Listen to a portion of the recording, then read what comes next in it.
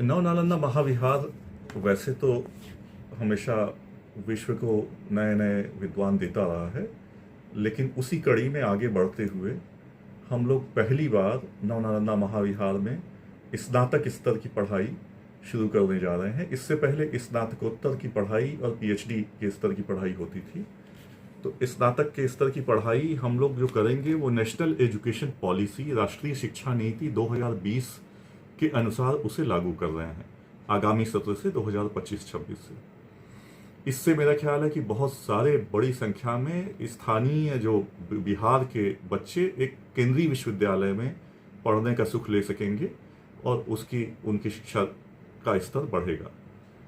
दूसरा, एक भारत और वियतनाम के आपसी संबंधों को सुदृढ़ करते हुए हम लोग वियतनाम के माध्यम से, वियतनाम द्वारा स्पॉन्सर एक ऑडिटोरियम यहाँ स्थापित करने जा रहे हैं, जिसका कि पूर्णतः पूंजी निवेश जो है वो वियतनाम करेगा। उसकी बाहरी संरचना वियतनाम के अनुसार होगी, जो उसका आर्किटेक्चर है, और आंतरिक जो विषय होगा, उसकी विषय वस्तु वो भारतीय होगी।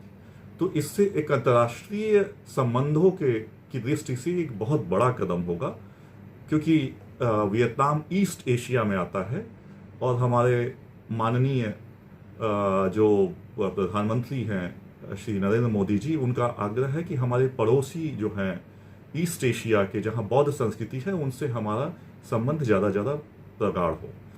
तो ये एक बहुत बड़ा कदम होगा, जिसके लिए संस्कृति मंत्रालय और विदेश मंत्रालय से सहमति हमें जल्दी ही मिलने वाली है। उसके बाद ये निर्माण कार्य शुरू होगा। इसके अतिरिक्त हम पहली बार भारत में शायद मलेशिया में एक विकसित हो रहा है आर्टिफिशियल इंटेलिजेंस, जिसे नोरबू कहते हैं। वो जब पूरा हो जाएगा तो हमारा उनसे संबंध स्थापित हो गया है, और उन्होंने तय किया है कि मुफ्त में पहली बार बौद्ध आर्टिफिशियल इंटेलिजेंस, जिसका नाम होगा नव नालंदा महाविहार नोरबू, क्योंकि उसका वास्तविक नाम नोरबू है, लेकिन हमारे नव नालंदा महाविहार के नाम पे वो लॉन्च होगा, और उसको मुफ्त में वो सुविधा, उस आर्टिफिशियल इंटेलिजेंस को, वो हमारे विश्वविद्यालय को वो देंगे अपनी तरफ से। उसके सिवा हम ताइवान, अमेरिका, जापान, थाईलैंड और वियतनाम जैसे कई सारे प्रतिष्ठित देशों के प्रतिष्ठित संस्थानों के साथ हमने मीटिंग की है, और अकादमिक आदान प्रदान, जिसमें कि हमारे छात्र और अध्यापक जा सकें और वहाँ के लोग हमारे यहाँ आके पढ़ सकें।